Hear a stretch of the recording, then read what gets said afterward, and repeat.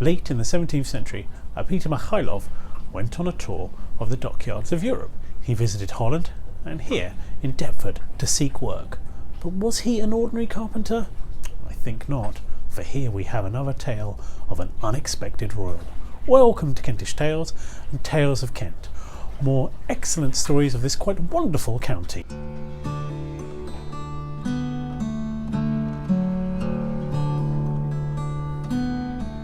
This was no ordinary workman, for this was Peter the Great. He was seeking to find out how he could improve his great country, Russia. So he toured various countries, finding out about their carpentry, but more importantly, their shipbuilding, so he could bring Russia into the 17th century.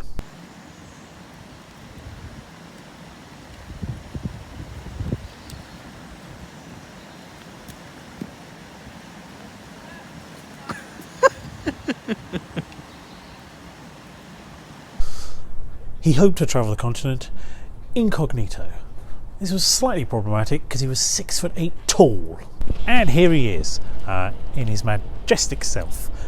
Actually, you might look at this sculpture and think it's a bit weird proportionally, but apparently he did have quite a small head and very small hands. You might also ask, why is there a dwarf over there? In fact, why is there only one dwarf? Because apparently he brought 4 with him. When he made it to London, he sailed up the Thames on a barge and met King William III, previously William of Orange. However, he didn't stay in royal company for long. Instead, he chose to stay over on that side of the river in a place called Norfolk Street. In a very tiny little residence, he had to sleep in a bedroom which he shared with 4 other Russians. He did attend some functions. He went to the theatre, we think, once. He went to a ball at Kensington Palace, but didn't want to be recognised, so he stayed behind a little door so he could see what was going on, but took no part in the activities. He was beginning to get annoyed about the attention he was getting on the other side of the river, so he decided to move somewhere he thought was a little bit quieter. So he moved to Deptford, here, to Sayes Court. Now there used to be a big manor house about this place, which was owned by John Evelyn, the famous diarist and writer. Now he'd spent 45 years developing the garden here. He had lovely manicured lawns, huge lengthy hedges, and also even a bowling green. Conveniently for Peter, the door to his new property led straight onto Deptford Dockyard. John Evelyn's steward, who resided at the property, was not altogether impressed with the new residence. He said, "There's people here and right nasty." John Evelyn ignored him. Perhaps he shouldn't have. Now, I can hear what you're saying. You're saying I tune into this channel to see bucolic scenes and wonderful Kentish orchards and whatnot. I don't tune in to see streets of London with like graffiti on and stuff. But, dear listener, watcher, whatever you're doing, Deptford used to be part of Kent until very recently. So this very much still is a tale of Kent. Kentish tale.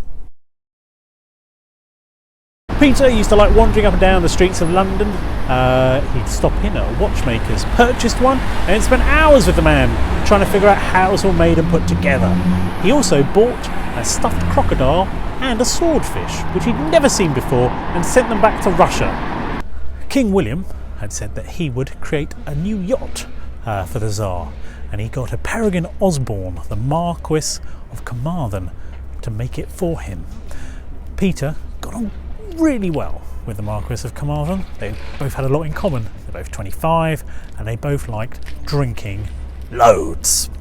Carmarthen and the Tsar went to the pub so much, and in particular one place on Great Tower Street, the pub's name changed to the Tsar's Head, apparently. While they were there, they liked a particular drink, which was brandy with pepper in.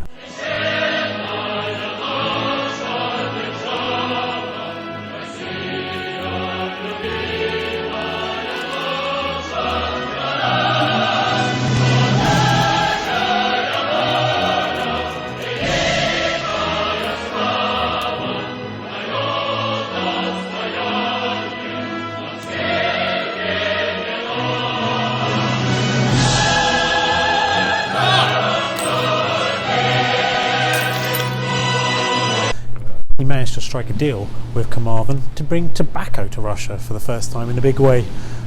Previously in Russia, if you were caught smoking tobacco, you'd be executed. Things had mellowed out slightly. For example, his grandfather made it such that if you were caught smoking tobacco, you'd have your nostrils slit.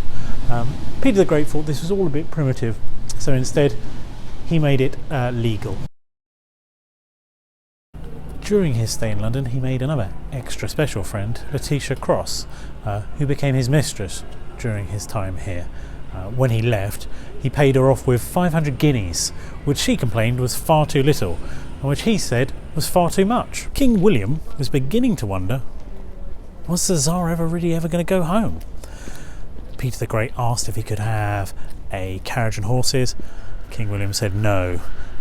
He began to get the picture that he wasn't wanted so much in London anymore, and Peter realised he had problems at home with a little bit of a rebellion, and he was beginning to get a bit concerned about the Turks. So he decided now was the time to leave. Before he left, he met King William for the last time and dug into his trouser pocket, pulled out a small bundle of brown paper and unwrapped it and presented the king with a huge diamond.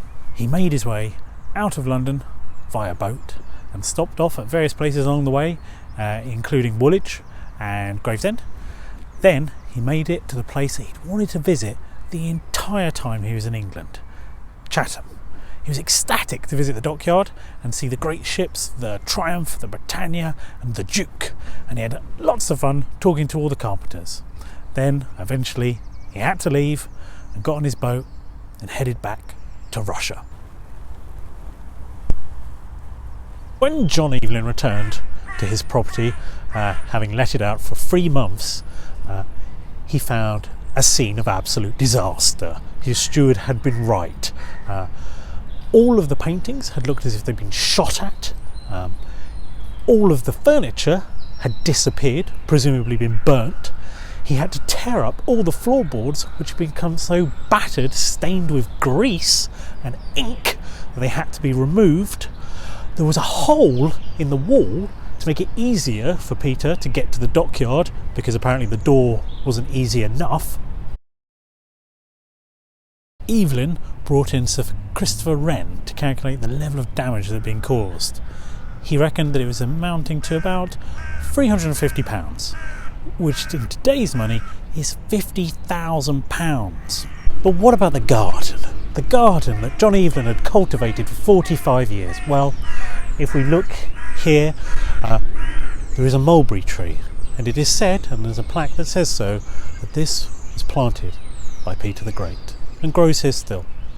That's probably nonsense, because when John Evelyn returned, he found that the lovely manicured lawn that he'd lain had been destroyed, as he quoted, as if a regiment wearing iron boots had been trampling on it.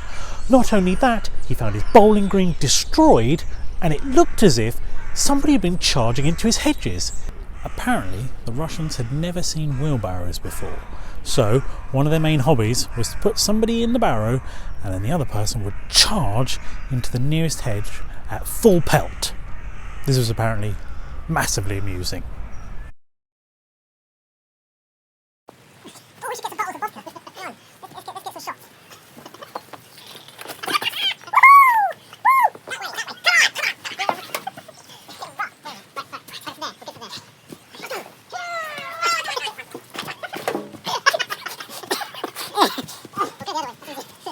That way. Come on.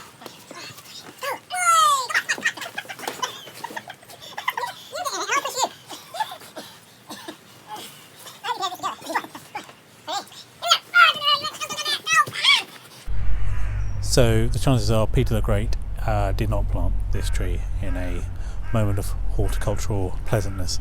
Instead, it probably stands as the last reminder of what was once a great garden. When Peter the Great left Britain, he took back a great many ideals. Also, 6 English people to help him modernise Russia, including the shipwright from Deptford Dockyard.